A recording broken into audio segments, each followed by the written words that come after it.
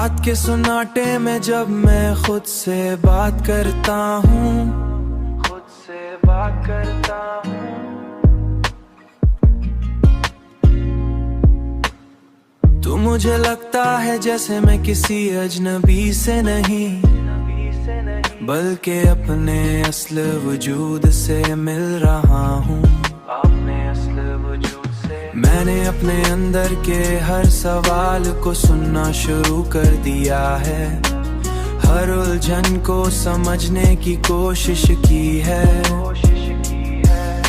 तुम्हारी याद अब भी मेरे दिल में है, मगर अब ये एक अधूरापन नहीं, नहीं ये अधूरापन नहीं, बल्कि एक मुकम्मल सबक बन चुकी है।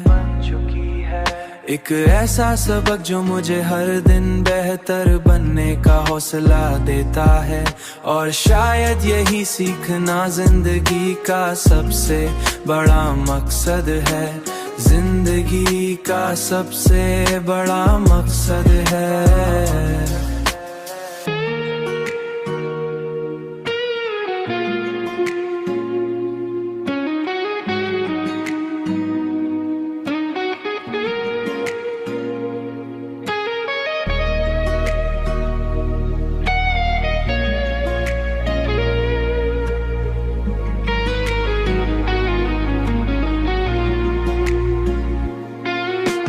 बल्कि एक मुकम्मल सबक बन चुकी है,